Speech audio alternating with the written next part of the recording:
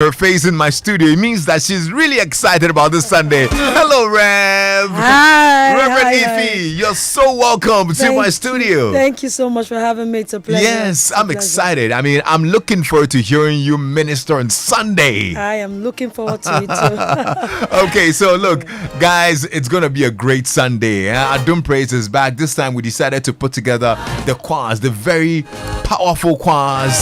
And I'm sure, Reverend Ify, you like the idea of this, all the choirs coming together for a great show. I love it. I love the idea because, I mean, when you look at, over the years, decades, most of the greatest voices you've heard globally, either from Africa, the US, they all came from choirs. So the choir has been the nurturing ground for these great voices, but oftentimes the choir is neglected, and the focus is on these voices. But I think putting the attention on the choirs now, it's so beautiful, so that people will know that, listen, being in the local church in your choir is not a waste of time. Absolutely, yes, absolutely. Yes. You've handled Voices of Triumph for a while. What are the dynamics? How good is it? How do you put it all together? Well, it's just the grace of God, because you're dealing with people with different giftings, different temperaments. People who go through different things on a daily basis. And yet getting them to focus on the ministry and own it. That's another thing. Getting them to own it. Like this is not just the church's, business, but this is my business. And getting them to put in that commitment like they would do at their secular job, it takes the grace of God. Wow. Just pulling people together, it takes the grace. Now that you're breaking it down, I can actually see the amount of work involved in putting all these people together and getting them to probably even learn a song and be at rehearsals on time. And getting the different parts of the music working. Yes, it's a lot, given the fact that not everybody have the same learning capacity. Right.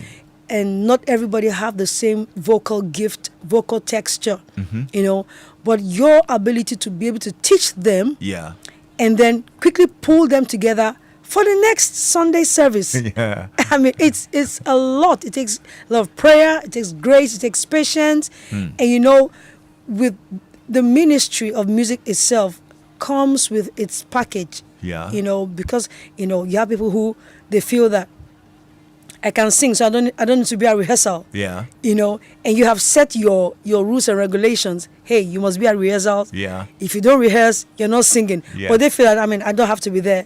Once I come in, I can pick up the microphone and just sing. And you have to manage it, because you have those who are not so gifted. They are the committed ones. Those who don't really have the vocal ability that you need, they are the gifted ones. They are there Monday, Tuesday, Wednesday, Thursday, Friday, Saturday, Sunday. But those who really have the vocal dynamics and, they are really good, they don't show up for rehearsals as you want them to show up. You understand? So you have to be able to manage, both levels of giftings so that Sunday the service does not suffer. But one thing I can really say is that to be in the choir, it takes a lot of discipline, humility, and consistency. I can imagine that even this whole process helps build the individuals in the choir as well. There's a whole lot of benefits, if you're committed to a course like this. Right. And I'm sure for the church as well, it becomes even better, right? Yes. There's a whole lot of benefits for the individual. I started, handling a choir from when I was quite young. I started singing in a choir when I was young. But in terms of my leadership qualities and my vocal ability, it wasn't this good. But over time, being consistent, being there at practice at the right time, I've been able to appreciate, not only spiritually, but physically, my vocal ability, has really gained, mastery. And my leadership skills has developed, because in church, you're told you must be at rehearsals at 5. You understand? And you must be there 4:50 or for not anything later. So you discover that over time you've developed a character of consistency and knowing that lateness is not acceptable when it comes to ministry. And say those are the little things upon which God builds and increases and promotes you. Good stuff. Yes, I mean, this is great. And on Sunday, all this will come together when you showcase all the years of hard work. Right. When you lead the voices of triumph on that stage. I'm sure you're. Tell us what to expect. I'm just picturing it now. I mean, well, for me, I'm just so excited because I'm looking at different choirs, different sounds. You know, every church has a sound. Every choir has a sound. You know, different sounds coming together. You know, I'm looking at different music directors and the amount of work they put in just coming together. For me, it's just so beautiful. And my mind, I'm like, oh, I'm just going to have a glimpse of heaven. What heaven is going to be like, you know. So that's what I'm really looking forward to. And like I said, you know, during the launch, Reverend, if the angels are calling you. Like